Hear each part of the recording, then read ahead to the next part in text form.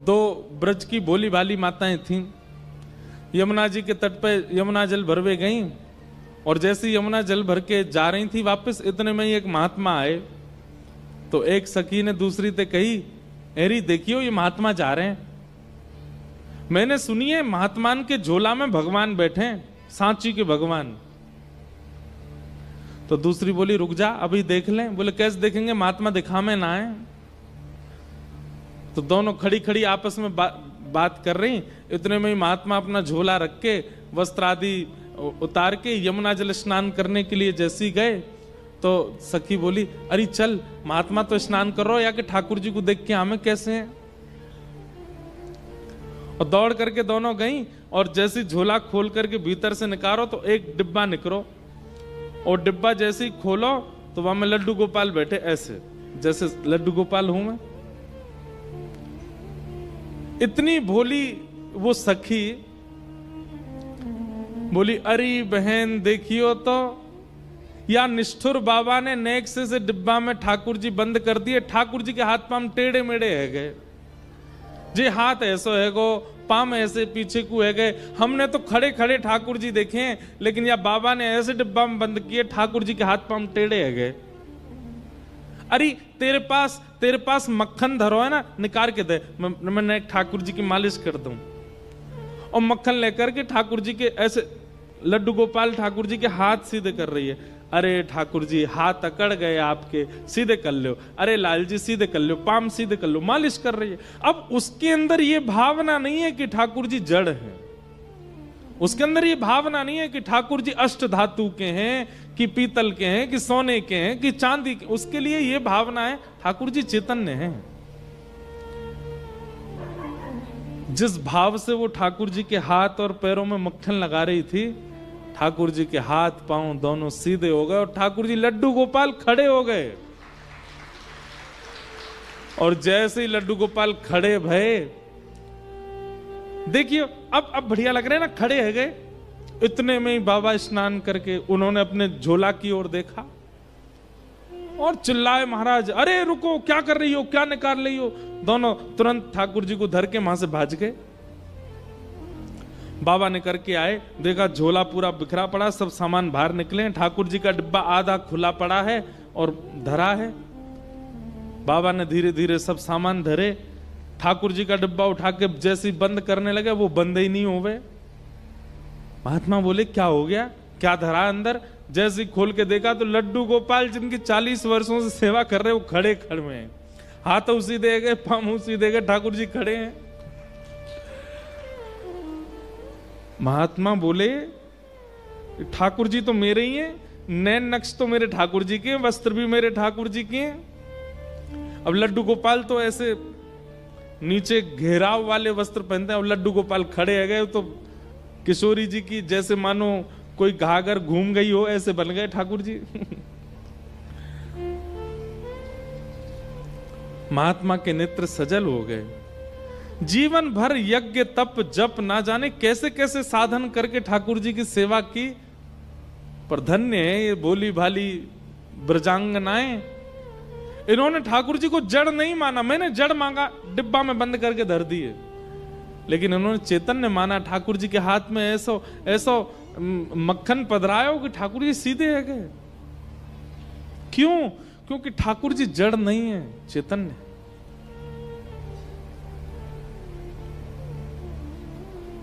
उनके प्रति जड़ की भावना यदि आप रखेंगे तो फिर ठाकुर जी भी जड़वत व्यवहार ही करेंगे। जड़ नहीं, वो चैतन्य है। सबसे पहला ठाकुर जी सत्य हैं, दूसरी ठाकुर जी चैतन्य हैं, और तीसरा यदि सत्य और चैतन्य इन दो रूपों को भली भांति आपने ठाकुर जी का मान लिया तो तीसरा रूप आपको नहीं देखना, ठाकुर जी दिखाएंगे। और तीसरा रूप क्या है? आनंद। तीसरा रूप है ठाकुर जी का आनंद।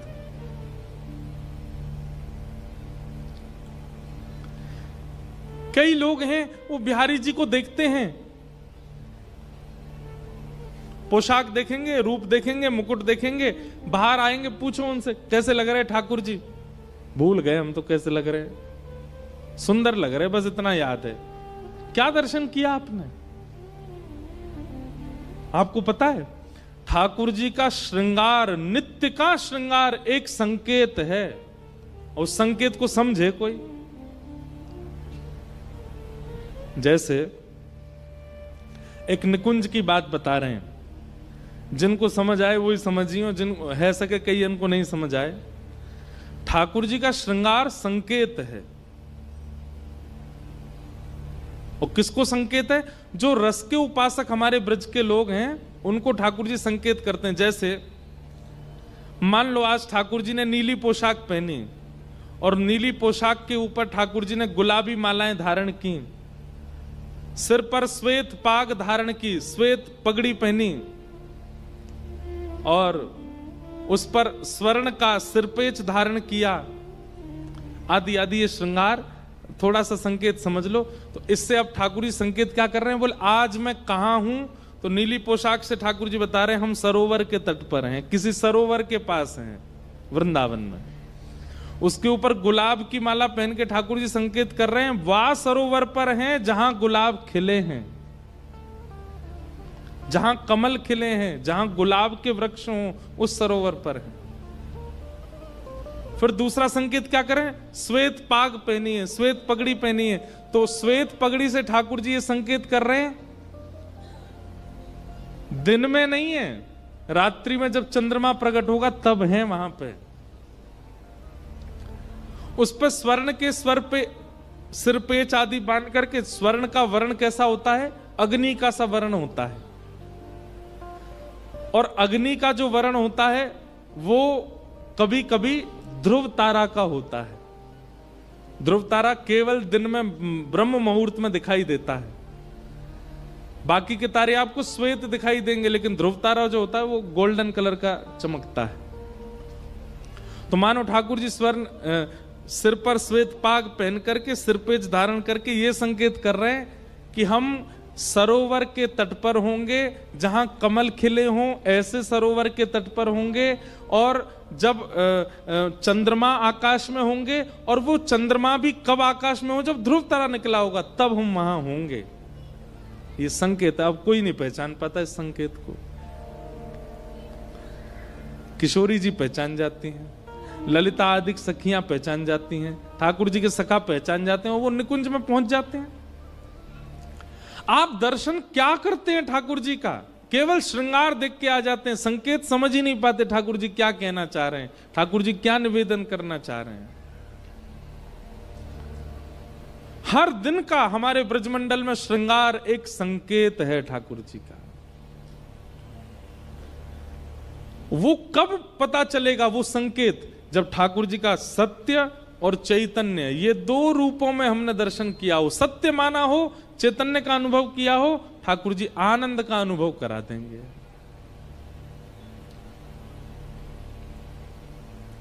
हमारे यहां गोवर्धन में जब आप दान घाटी से परिक्रमा शुरू करते हैं ना, तो थोड़ी 1 किलोमीटर चलते ही सीधे हाथ पर पंडित श्री ज्ञा प्रसाद जी महाराज की समाधि आती है। तो पंडित श्री ज्ञा प्रसाद जी महाराज जो थे वो ब्रजवासियों में, संतों में तो बहुत निष्ठा रखते थे, लेकिन रासलीला होती है ना, तो रासलीला में जब बालक कृष्ण बन के आता है सब लोग उसके पांव छूते थे। तो पंडित जी महाराज कहते, अरे भैया जब बालक ही तो है, तुम तो भगवान मान के या की पूजा करो, भगवान मान के या के पांव पूजो। तो ब्रज के लोग बोले महाराज वो बालक होएगा, लेकिन मुकुट पहनने के बाद वो ठाकुर जी है जाए। तो पंडित जी महाराज बोले भैया तुम्हारी भावना है पर मोह विश्वास ना है, मेरे काजे तो वो बालक ही है। अनेक संतों ने कहा, बोले नहीं पंडित जी महाराज, बालक जैसे ही मुकुट पहन ले ऊपर भगवान है, आप एक बार विश्वास करके तो देखो। तो पंडित जी महाराज आज रासलीला में बैठे थे, पंडित श्री ज्ञा प्रसाद जी महाराज, और मंच पर जैसे ही ठाकुर जी आए, छोटे से बालक कृष्ण बनकर के आए, रासलीला कर रहे थे, नाच रहे थे। तो पंडित जी महाराज दूर बैठे बैठे सोचने लगे, अगर ये सच में भगवान हैं तो ये अमरूद लेंगे और अमरूद खा करके अपना झूठा अमरूद मेरे पास आके मेरे मुंह में अपने हाथ से खिलाएं तो मैं मान जाऊंगा ये भगवान है। पंडित जी महाराज बैठे थे, रासलीला चल रही थी और नाचते नाचते नाचते ऐसे दर्शनार्थियों में से कोई लोग सामग्री लाते हैं तो एक टेबल पे खूब सारे फल, मिष्ठान, गुलाब जामुन, रसगुल्ला सब ऐसे धरे थे लोगों ने। नृत्य करते करते जाने क्या आया आवेश, जो ठाकुर जी बालक बना था वो कूद करके नीचे गए और उसमें से फलों में से अमरूद निकाला और अमरूद निकाल करके खाया और खा करके इतनी जनता में पंडित जी महाराज को देखा और पंडित जी महाराज को देख के दौड़ करके गए और पंडित जी की गोद में कह के बोले, बाबा मुंह खोलो, लो अमरूद खाओ। पंडित जी महाराज ने जैसे ही इस लीला का अनुभव किया 3 दिन के लिए मूर्छा में चले गए।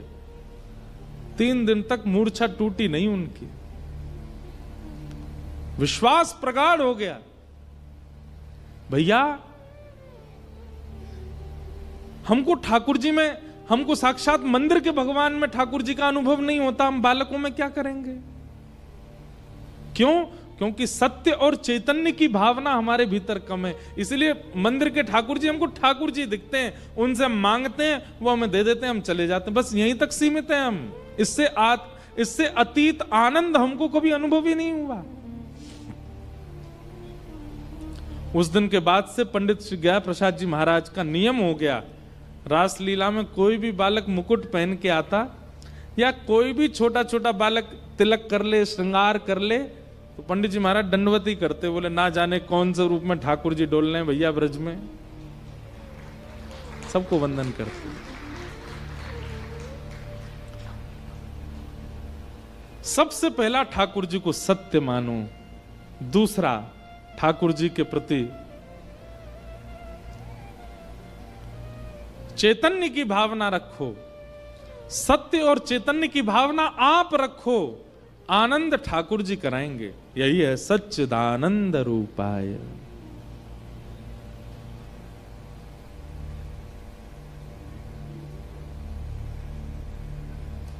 ऐसा अनुभव कि कभी ठाकुर जी के साथ नृत्य का अनुभव हो, कभी ठाकुर जी हमारे हाथ से प्रसाद पा रहे हो, ठाकुर जी हमारी सेवा से प्रसन्न होकर कुछ कह रहे हो, ये तभी हो सकता है जब उनको उनके स्वरूप को रूप में परिवर्तित किया जाए। और स्वरूप को रूप में परिवर्तित करने के लिए आपको सत्य और चैतन्य, ये 2 स्थिति अपने मन में रखनी पड़ेगी ठाकुर जी के लिए। पहला, इतना अटूट विश्वास कि जो हो रहा है सब अच्छा ही होगा, कोई गड़बड़ नहीं, हमें ठाकुर जी पे विश्वास है, सब मंगल करेंगे, ये सत्य है, ये परम सत्य है। और दूसरा, ये चैतन्य है, ये पाषाण नहीं है, ये धातु नहीं है, ये मूर्ति नहीं है, ये चैतन्य है, ये भावना। इस प्रकार सच्चिदानंद रूपाय विश्वोत्पत्त्यादि हेतवे तापत्रय विनाशाय श्री कृष्णाय वयं नुमः। ऐसे श्री कृष्ण को हम बारंबार प्रणाम करते हैं। महात्मा का प्रारंभ होता है बंधुओं कि 88,000 सौनकादि ऋषि नैमिषारण्य में मानव कल्याण के लिए यज्ञ कर रहे थे।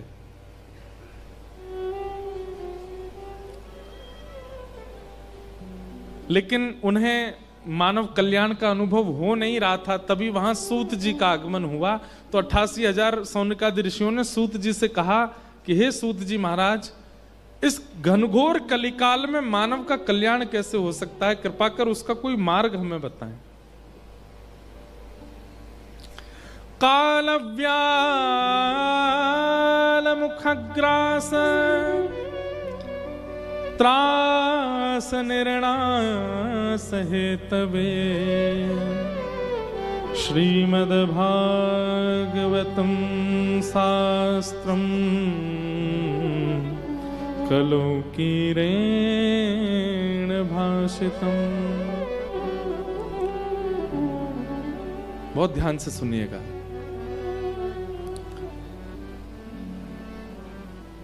मानव के कल्याण में सबसे बड़ी बाधा है मृत्यु का भय, जो हम सबको बना रहता है।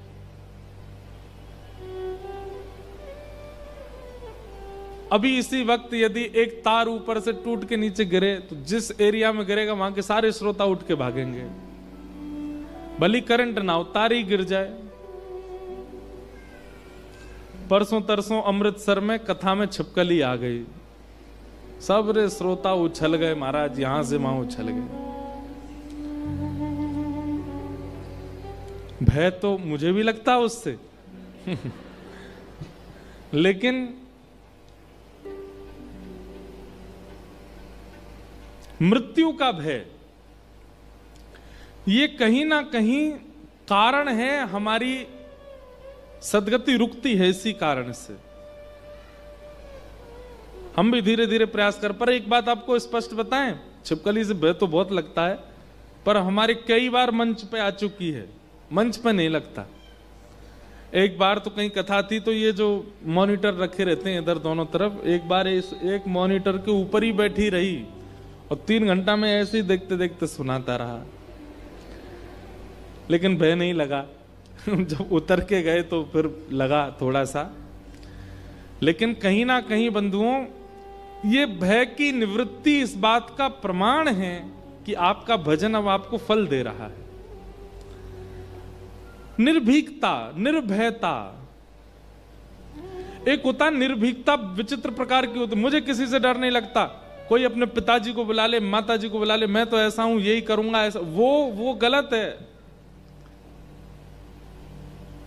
मृत्यु का भय, और इस मृत्यु के भय से दूर करने का एक ही साधन है, श्रीमद्भागवतम शास्त्रम कलौ कीरेण भाषितम। सत्य बात बताएं, बहुत ध्यान से सुनिएगा। श्रीमद् भागवत कथा सुनने वाला, संकल्पित रूप से सुनने वाला व्यक्ति और जीवन में धारण करके सुनने वाले व्यक्ति को मृत्यु का भय नहीं होता, मृत्यु की प्रतीक्षा होती है। आप कहेंगे सुनने में बहुत अटपटी लग रही है महाराज जी बात, मृत्यु की प्रतीक्षा, हाँ, क्योंकि उसके लिए मृत्यु भयकारी नहीं है, उसके लिए मृत्यु उत्सव है। चलवा पिया के देश सजनी, चलवा पिया के देश। कई लोगों को हो सकता है ये बात थोड़ी अनुचित लगे, लेकिन ये बात बिल्कुल सत्य है कि भक्ति मार्ग में आ जाने वाले व्यक्ति को मृत्यु से भय नहीं होता, प्रतीक्षा होती है। क्यों? उसके लिए मृत्यु मृत्यु नहीं है, उसके लिए प्रियतम का बुलावा है। उसके लिए यह है कि हम सब पत्नी हैं ठाकुर जी की, हम सबका ब्याह हुआ है ठाकुर जी से, लेकिन ब्याह होने के बाद विदाई होती है, हमारी विदाई नहीं हुई, हम सबका गौना नहीं हुआ अभी तक, हम सब अपने मायके में हैं, मायके में रहते हैं, प्रियतम के लिए तिलक करते हैं, जप करते हैं, एकादशी करते हैं, सब करते हैं। परंतु विवाह का सौभाग्य तो तब माना जाए जब प्रियतम संग ले जाए, लेकिन अभी तक हमारे प्रियतम संग लेकर के नहीं गए। तब क्या होता है, गुरुजन आकर के कथा भागवत आदि श्रवण कराते हैं, तो श्रवण करा करके प्रियतम के प्रति और प्रगाढ़ प्रेम प्रकट हो जाता है, और वही प्रगाढ़ प्रेम प्रकट होकर के फिर प्रतीक्षा करता है गौना की। और मृत्यु ही गौना है। मृत्यु रहती है संसारी विषयी लोगों की, पर वैष्णव तो मृत्यु को उत्सव बना देता है, उसके लिए तो वो गौना है, उसके लिए तो वो ठाकुर जी का बुलावा है कि अब मैं नित्य साकेत, नित्य वैकुंठ, नित्य गोलोक में प्रवेश करूंगा। और हम तो ब्रजवासी हैं, ब्रजवासी इनको तो नियम है कि ब्रज में प्राण त्यागवे वारो ना तो स्वर्ग जावे, ना नरक जावे, ना वैकुंठ जावे। स्वर्ग वृंदावन में प्राण त्यागवे वारो तो निज वृंदावन को चलो जाए। निज वृंदावन में प्रवेश कर जाए।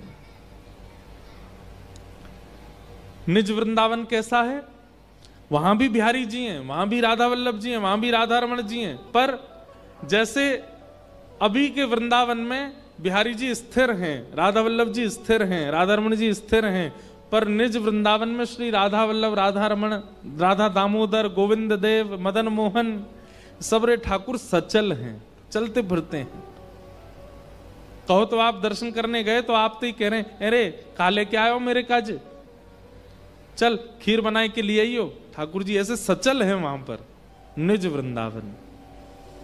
तो वृंदावन में जन्म या वृंदावन में मृत्यु प्राप्त करने वाला निज वृंदावन की प्राप्ति करता है। उसके लिए मृत्यु भयकारी नहीं होती, उसके लिए तो मृत्यु गौना है, उसके लिए तो मृत्यु उत्सव है। और मृत्यु को उत्सव कौन बनाता है? भागवत। काल रूपी व्याल के मुख में ग्रास बन के हम सब बैठे हैं।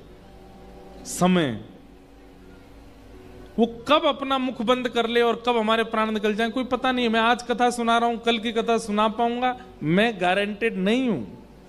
आप आज की कथा सुन रहे हो, कल की सुनोगे, आप भी मुझे कहीं लिख के नहीं दे सकते। क्या भरोसा है इस जिंदगी का, साथ देती नहीं ये किसी का। कई लोग डर गए होंगे, बोले पहले दिना से ही मृत्यु मृत्यु बात कर रहे, बताओ। लेकिन भैया कथा का मूल उद्देश्य यही है, मृत्यु का भय नहीं। राणा भेजा विष का प्याला, पीकर मीरा नाची रे, मैं तो शाम के रंग राची रे। मीराबाई को मृत्यु का भय नहीं था, इसलिए विष मार ही नहीं पाया। उनकी ननद उदाबाई रात रात में ठाकुर जी शयन शैया से अंतर ध्यान करवा दिए, वहां पे पिटारे में सर्प रख दिया। बोले कल सवेरे मीरा जैसी मंगला करने के लिए खोलेगी, सोई सर्प डस देगा, मृत्यु हो जाएगी। सब लोग टकटकी लगा करके देख रहे थे, लेकिन जैसे ही मीराबाई ने वस्त्र उठाया तो वहां रखा तो सर्प गया था, पर मीराबाई के विश्वास से सब देख रहे थे झकोरे झरोकों से, बोले देखो अब ये सर्प डसेगा मीरा को और मीरा की मृत्यु हो जाएगी। लेकिन जैसे ही सबके सामने मीराबाई ने वस्त्र हटाया, रखा तो सर्प गया था, पर पता नहीं कहां से श्याम सुंदर आ गए। ठाकुर जी बैठे थे वहां पर, पड़े हुए थे। क्यों? ये बात सत्य कि भय होता ना तो सर्प ही होता वहां पे, भय होता ना तो विष अपना असर दिखाता, भय नहीं था। और ये भय कौन दूर करता है? भागवत जी। श्रीमद् भागवत की कथा। तो 88 सोनिकादि ऋषि यज्ञ कर रहे थे। सूत जी ने जाके कहा यज्ञ बाद में कीजिएगा, मानव कल्याण के लिए सर्वश्रेष्ठ तो इस कलिकाल में भागवत की कथा है। भागवत कथा का आश्रय लो। सोनिकादि ऋषि कहने लगे, बोले भागवत की कथा, श्रीमद् भागवत, भगवान जरा इसके बारे में थोड़ा महात्म्य तो बताइए। ये श्रीमद् भागवत कहां से आई, किसने किसको सुनाई और इससे क्या क्या कल्याण हुआ, जरा हमें बताइए। तब यहां महात्म्य सुनाया गया भागवत जी का।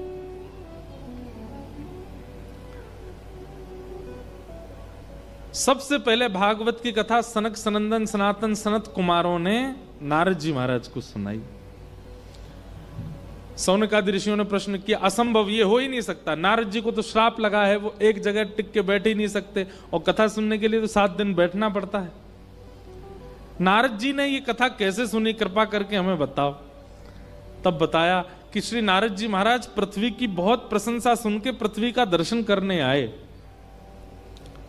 लेकिन पृथ्वी आकर के जब नारद जी ने देखी तो पृथ्वी पर कुछ भी अनुचित नहीं था। अहम तुम पृथ्वीम यातो ज्ञात्वा सर्वोत्तमामिति पुष्करम च प्रयागम च काशी गोदावरी तथा हरिक्षेत्रे कुरुक्षेत्रे श्रीरंगम सेतु वंदनम एवमादिषु तीर्थेषु ब्रह्माण तस्ततः।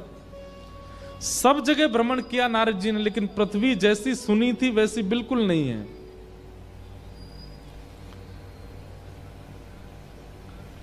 तब नारद जी महाराज सब जगह भ्रमण करते करते वृंदावन गए।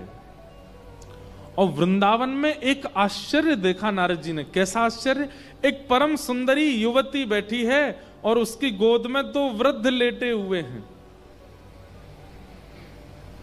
नारद जी बोले ये कैसा विचित्र दृश्य है, एक युवा सुंदरी कन्या की गोद में 2 वृद्ध लेटे हैं और वो युवती रो रही है। नारद जी महाराज ने उस युवती से पूछा, देवी तुम कौन हो और तुम रो क्यों रही हो? तुम्हारी गोद में ये 2 वृद्ध कौन हैं? तब उस युवती ने अपना परिचय देते हुए कहा, अहम तुम भक्तिम यातो अहम भक्ति ख्याता इमो में तनयो मतो ज्ञान वैराग्य न मानो काल योगेन जर्जरो। मैं भक्ति हूं। भक्ति सुनते ही नारद जी तो दंडवत हो गए, जय हो जय हो। हम जिसको दिन रात ध्याते हैं, जिसका दिन रात आश्रय लेते हैं, आज उसका प्रत्यक्ष दर्शन हो रहा है। आप भक्ति महारानी है? बोले हाँ। नारद जी ने प्रणाम किया, देवी और आपकी गोद में जो ये 2 वृद्ध हैं ये कौन है? बोले ये दोनों मेरे बेटे हैं। नारद जी बोले माता जी युवा और बेटा वृद्ध, क्या नाम है आपके पुत्रों का? बोले ज्ञान और वैराग्य। हे नारद जी महाराज, भक्ति तो संसार का हर व्यक्ति करता है, इसलिए मैं युवा हूं, लेकिन मेरे पुत्रों को अपने जीवन में कोई स्थान नहीं देता, इसलिए ये दोनों वृद्ध हैं। भक्ति हम सब करते हैं। अभी मैं 2 पंक्ति गाऊंगा, आप सब मेरे साथ गाओगे। गाएं। भूत पिशाच निकट नहीं आवे, महावीर जब नाम सुनावे, नासै रोग हरे सब पीड़ा, जपत निरंतर हनुमत भी। भक्ति सबके चित्त में है। आप सबको हनुमान चालीसा आती है, आप सब भक्त तो हो, आप सब लोग मंदिर जाते हो, भक्ति तो करते हो, पर ज्ञान वैराग्य। अब सुनो, हनुमान चालीसा सबको याद है? श्री गुरु चरण सरोज रज निजमन मुकुर सुधार, वर्णो रघुवर विमल यश, बुद्धिहीन तनु जान के सुमिरौ पवन कुमार, बल बुद्धि विद्या देव हरऊं। अब हम एक मंच पे माइक लगा रहे हैं, इसका अर्थ बताओ आके। आधे से ज्यादा उनको नहीं पता। अब आपको तो पता है, आपका तो हम, लेकिन हमने कहा आधे से ज्यादा को नहीं पता। मुकुर का ही अर्थ नहीं पता होगा। क्यों? भक्ति तो है पर ज्ञान नहीं है। मंदिरों में पंडित जी कहते हैं कि पुष्प अर्पित करो ठाकुर जी पर। कई जगह आरती होती है तो आरती के बाद में सब लोग बोलते हैं, त्राहि माम पुंडरीकाक्ष सर्व पाप हरो हरि, लेकिन उसका अर्थ नहीं जानते। नमः पार्वती पतये हर हर महादेव, भुजा क्यों उठाते हैं? अर्थ नहीं जानते। महादेव पर दूध क्यों चढ़ाते हैं? जल चढ़ाया समझ में आता है, दूध क्यों चढ़ाते हैं? शहद क्यों चढ़ाते हैं? घी क्यों चढ़ाते हैं? दही क्यों चढ़ाते हैं? नहीं पता। भक्ति तो है, हनुमान जी पे चोला क्यों चढ़ाते हैं? भक्ति तो है, अर्थ नहीं पता, बस कर रहे हैं, जैसी बता दी गई वैसे कर रहे हैं, अर्थ नहीं पता।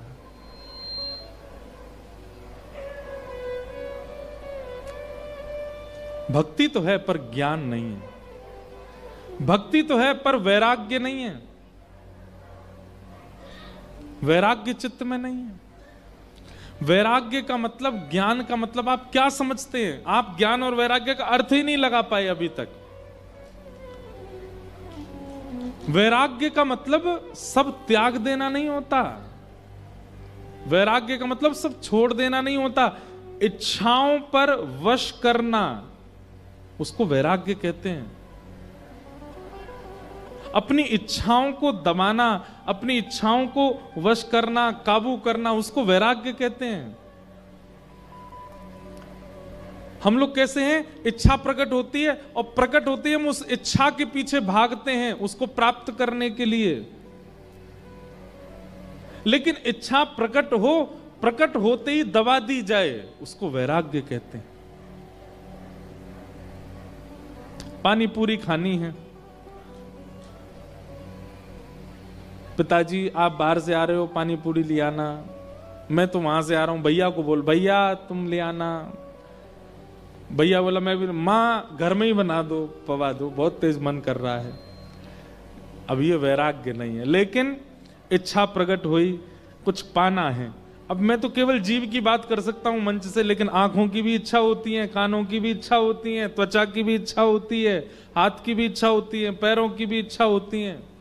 इन समस्त प्रकट होने वाली इच्छाओं को प्रकट होने देना, लेकिन पूरी ना करना, इसको वैराग्य कहते हैं। धीरे धीरे धीरे जब आप उनकी इच्छाओं को पूरा नहीं करेंगे, धीरे धीरे इच्छा प्रकट होनी भी बंद हो जाएगी। यही वैराग्य है। इसका मतलब सन्यासी नहीं है, इसका मतलब विरक्त नहीं है। गृहस्थी भी वैरागी हो सकता है।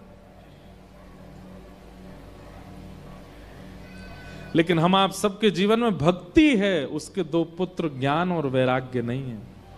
इसलिए ज्ञान और वैराग्य दोनों वृद्ध पड़े।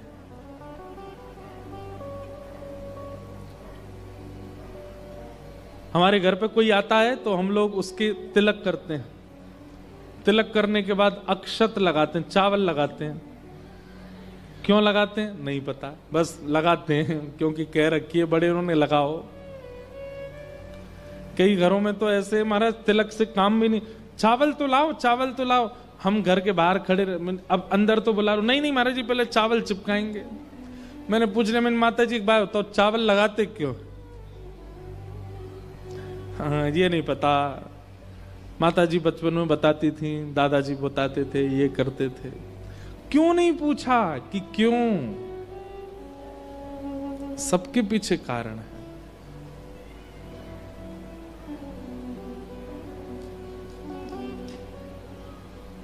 ज्ञान और वैराग्य, ये भक्ति के दो पुत्र हैं। आप भजन करते हैं, भक्ति करते हैं, लेकिन उसके पुत्रों को आश्रय नहीं देते। बिना पुत्र के किसी मां को सम्मान मिले ऐसी मां कोई नहीं है संसार में। हर मां को प्रसन्न करना हो तो उसके पुत्रों को प्रसन्न रखो। हम लोग नाम जप तो करते हैं, मंदिर तो जाते हैं, स्तुतियों का पाठ तो करते हैं, भक्ति तो करते हैं, एकादशी तो करते हैं, लेकिन भक्ति के पुत्र ज्ञान और वैराग्य के लिए हमारे चित्त में स्थान नहीं है। इसलिए भक्ति होते हुए भी हम प्रसन्न नहीं रहते। भक्ति महारानी कहने लगी, हे नारद जी मेरे पुत्र दोनों वृद्ध हो गए हैं, अब मुझे तो प्रसन्नता है नहीं। विदेशम गम्यते मया, यदि मेरे बालक दोनों स्वस्थ नहीं हुए तो मैं विदेश चली जाऊंगी। नारद जी महाराज बोले, अगर भक्ति ने भारत का त्याग कर दिया तो भारत को कोई नहीं बचा सकता। आज सबसे ज्यादा जनसंख्या पूरे विश्व में, हमारे यहां कुंभ में, संगम में इतने लोग नहा जाते हैं, इतनी तो कई देशों की, बड़े बड़े देशों की जनसंख्या भी नहीं है। भक्ति कैसी अटूट है भारत के लोगों में, पर ज्ञान नहीं है, वैराग्य नहीं है। नारद जी महाराज बोले, अगर भक्ति ने भारत का त्याग कर दिया तो भविष्य में पूरा विश्व सर्वनाश की स्थिति पर आ जाएगा, तब भारत को कोई नहीं बचा पाएगा। भारत को केवल भक्ति बचा सकती है। हमारे पूज्य पिताजी महाराज एक बहुत बड़ी बात कहते हैं कभी कभी कि भारत का भविष्य यदि कोई बदलेगा तो वो व्यासपीठ ही बदलेगी, व्यास मंच ही बदलेगा। भारत के युवाओं को कोई सुधारेगा तो वो व्यास मंच ही सुधारेगा। चाहे कितने बड़े इन्फ्लुएंसर हो जाओ, चाहे कितने बड़े मोटिवेशनल स्पीकर हो जाओ, पर व्यास परंपरा ही आपकी बुद्धि को ठिकाने लगा सकती है, और आज उसका परिणाम देखने को मिल रहा है।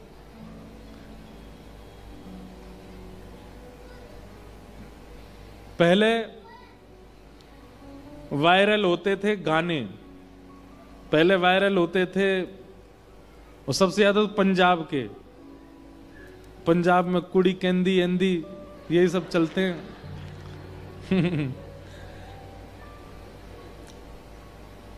पंजाबी बहुत अच्छी लगती है मुझे, हर शब्द के पीछे दी लगा दो तो आधी पंजाबी तो निकल ही जाती है। सबसे ज्यादा वायरल, पर आजकल वायरल हो रहे हैं हमारे प्रेमानंद जी महाराज, आजकल वायरल होती हैं उनके भाव, आजकल वायरल होती हैं व्यास मंच की कथा परंपरा के भाव।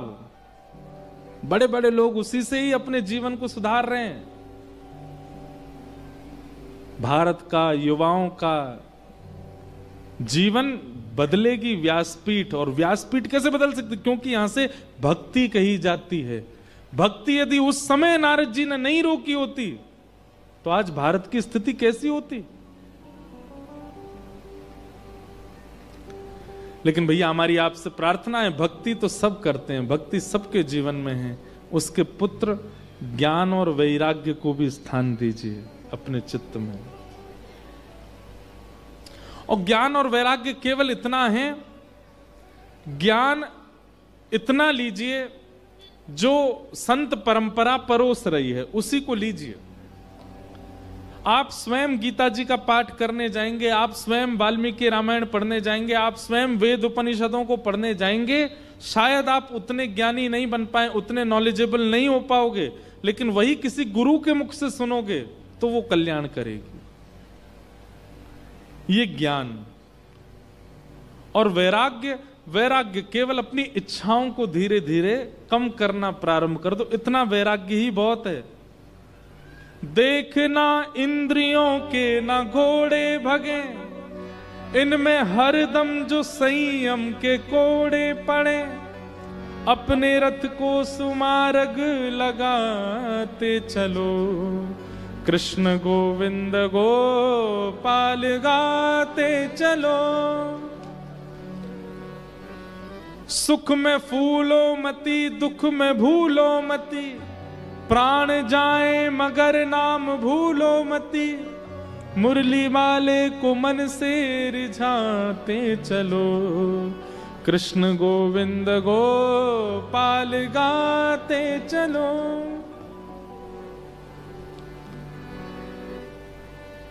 इतना ज्ञान बहुत है और इतना वैराग्य बहुत है आपके जीवन को शुद्ध करने के लिए। ज्ञान कितना कि ऋषियों की वाणी, संत जनों की वाणी नित्य सुना करो, और वैराग्य कितना कि इच्छा मन में प्रकट होती है, प्रयास करो उस इच्छा को पूरी ना किया जाए, इतना वैराग्य करो। बस उसी से ही आपका जीवन आप अपने आप देखेंगे कि संभलने लग जाएगा। नारद जी महाराज बोले, देवी तुम्हारे पुत्रों को युवा करने के लिए कुछ तो करना पड़ेगा। ऐसा कौन सी योजना है जिससे ज्ञान और वैराग्य दोनों युवा हो जाएं? बोले, जिस योजना में जाकर के हर जीवात्मा के चित्त में ज्ञान वैराग्य की स्थिति हो जाए, उसी से ये दोनों युवा होंगे। तब नारद जी महाराज ने अनेक संतों से पूछा पर कोई नहीं बता पाया। तभी बद्रिकाश्रम में भगवान के प्रथम अवतार सनक सनंदन सनातन सनत कुमार से जाकर के नारद जी ने कहा, ज्ञान और वैराग्य की युवावस्था कैसे आएगी? तब सनत कुमारों ने कहा, सत्कर्म सूचको नूनम, ज्ञान यज्ञ स्मृतो बुधै, श्रीमद कथा श्रीमद भागवतालाप, सतु गीत सुकादि भी। भागवत की कथा भैया, सुखदेव जी को जो भागवत उनके पिता व्यास जी ने प्रदान की, और सुखदेव जी ने जो वही भागवत की कथा परीक्षित को सुनाई, उस संवाद को यदि कोई सुन ले तो उसके चित्त में ज्ञान और वैराग्य युवा हो जाएंगे। भागवत की कथा का उद्देश्य क्या है? नित्य उद्देश्य सुनते रहिएगा। पहला उद्देश्य हमारे चित्त में भक्ति तो है, इसीलिए हम कथा में आए हैं, पर अब ज्ञान और वैराग्य प्रकट हो, भागवत का प्रथम उद्देश्य।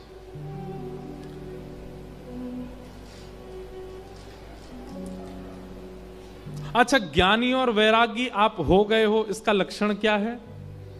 इसका पहला लक्षण, आप कम बोलने लगोगे। कथा सुनने के बाद में अपने आसपास के मित्र जो कथा में आ रहे हैं इनको देखिएगा, ये जितने पहले बोलते थे उतने बाद में भी बोल रहे हैं, तो इन्होंने कथा सुनी नहीं है। थोड़ा मौन रहने की इच्छा होने लगेगी। ये कथा का पहला प्रमाण है। कथा का दूसरा प्रमाण क्या है? कथा सुनने का, कि आपने कथा सुनी है। दूसरा प्रमाण यह है, जीवन में चाहे जितनी भयावह स्थिति आ जाए आप भयभीत नहीं होगे। ये कथा सुनने का दूसरा प्रमाण है। कथा सुनने वाले व्यक्ति का तीसरा प्रमाण क्या है? जीवन की भयावह से भयावह स्थिति आ जाएगी और आप असमंजस में नहीं जाओगे। असमंजस मतलब ये करें ये नहीं करें, क्या करें क्या नहीं करें, ऐसा सुना था ऐसा करना चाहिए, कभी किसी से पूछ, कभी इनसे पूछ, कभी उनसे पूछ, कभी कहीं जा, कभी कहीं नारियल बांधो, कभी ये करो। कथा सुनने वाले व्यक्ति के जीवन में कैसी भी स्थिति आ जाए, वो एक बार बस नेत्र बंद करके अपने इष्ट का स्मरण करेगा, ठाकुर जी का स्मरण करेगा। उसके बाद जो निर्णय लेगा उस पर उसको खुद को इतना भरोसा होगा कि ये निर्णय सही ही होगा। कथा सुनने वाले व्यक्ति का निर्णयात्मक बुद्धि, निर्णयात्मक स्वभाव हो जाता है। वो निर्णय जो लेता है वो सही ही लेता है। कई लोग होते हैं वो हमेशा कंफ्यूजन में ही रहते हैं, क्या करें क्या नहीं करें, वहां जाएं नहीं जाएं, ये पहने नहीं पहने, ये खाएं नहीं खाएं, इसमें भी। लेकिन कथा श्रवण करने वाले व्यक्ति को निर्णयात्मिका बुद्धि मिल जाती है। वो निर्णय लेता है और वो ऐसा निर्णय लेता है जो सबके हित में होता है।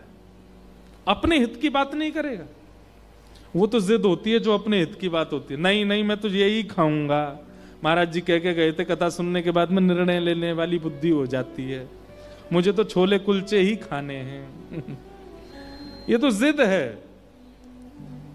निर्णयात्मिका बुद्धि मतलब सब संभल जाएंगे उससे, वो निर्णयात्मिका बुद्धि। तो कथा सुनने वाले के ये तीन लक्षण यदि दिखें 7वें दिन आपके मित्रों में, आपके परिवार के लोगों में, तो समझियो इनने कथा सुनी। लेकिन ना तो बोलना बंद हुआ, ना भय कम हुआ और ना निर्णयात्मिका बुद्धि आई, तो फिर उनको और कथा सुनवाओ। कथा नहीं सुने, टाइम पास करके आए कथा में।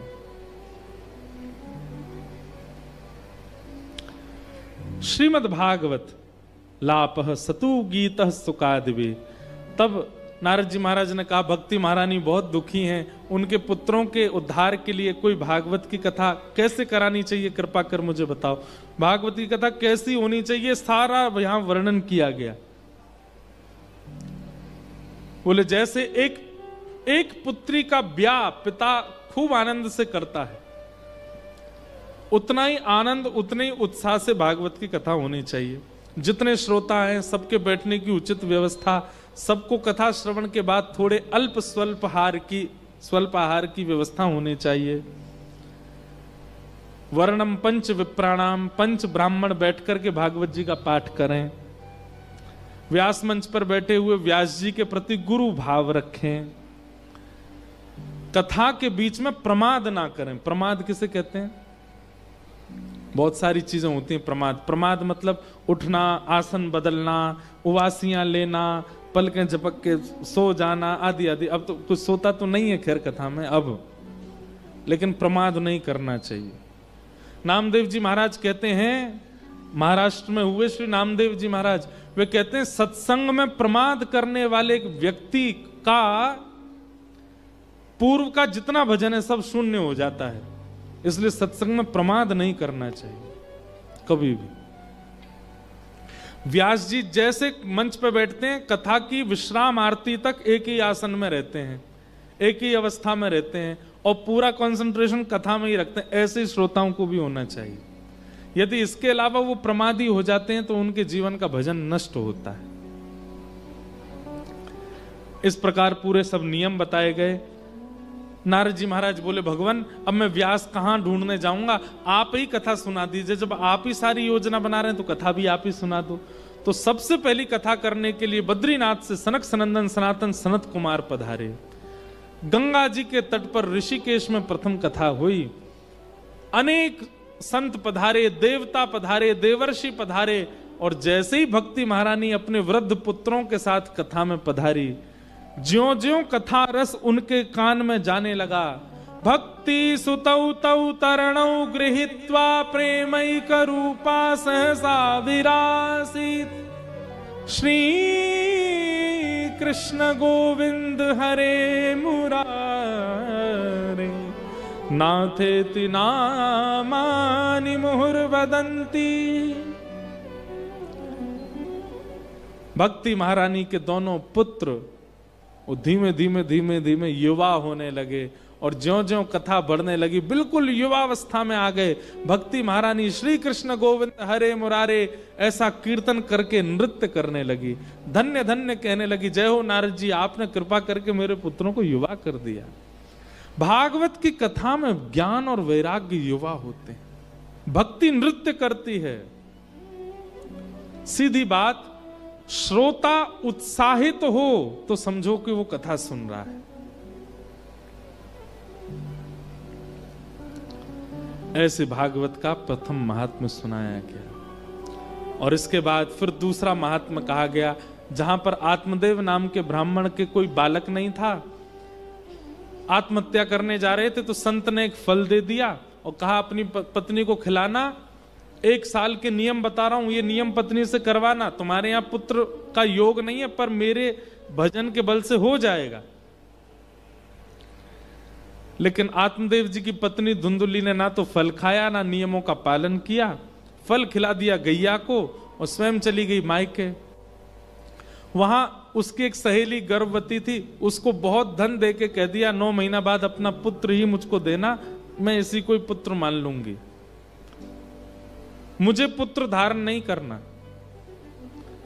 9 महीने बाद सहेली के पुत्र को लेकर के आई, इसमें कोई दोष नहीं था, लेकिन घर आकर के झूठ बोल दिया। अपने पति से कहा हम गर्भवती हैं ऐसा कह के गई थी, और ला करके दूसरे के पुत्र को अपना पुत्र बता दिया। आत्मदेव जी बड़े प्रसन्न हो गए। बालक का नाम नारायण रखना चाहते थे, पर धुंधुली ने कहा नहीं, मैं धुंधुली, मेरा बेटा धुंधुकारी। इतने में ही दास दासियों ने कहा, भगवान आपके ऊपर तो बड़ी कृपा ठाकुर जी की हुई, क्योंकि गौशाला में गैया ने भी एक बालक को जन्म दिया, और वो बालक गायों जैसा नहीं है, मानवों जैसा है। आत्मदेव ब्राह्मण जैसी गए तो गाय के गर्भ से श्री गोकर्ण जी महाराज प्रकट हुए, क्योंकि संत का फल गैया ने खाया था। अब इस कथा का एक आध्यात्मिक रूप है, बहुत ध्यान से सुनिएगा, बहुत सावधानी से। आत्मदेव कौन है? हम सब। धुंधुली कौन है? हमारा मन। और संत का प्रसाद क्या है? भगवद वाणी। हम लोग कथा में बैठते हैं और जब भगवद वाणी सुनते हैं तो संत मानो, कथा वक्ता मानो आपको प्रसाद दे रहे हैं, और प्रसाद दे के कहते हैं अपनी मन रूपी पत्नी को खिलाओ इसको। लेकिन हम मन को नहीं खिलाते। कथा सुनते कानों से हैं, बैठते कथा में हैं, पर मन हमारा उस कथा को स्वीकार नहीं करता। और करता भी है तो कितनी देर करता? जितनी देर कथा चलती उतनी देर स्वीकार करता है। कथा पूरी होते ही, बाहर निकलते ही हम अपने पुराने रूप में आ जाते हैं।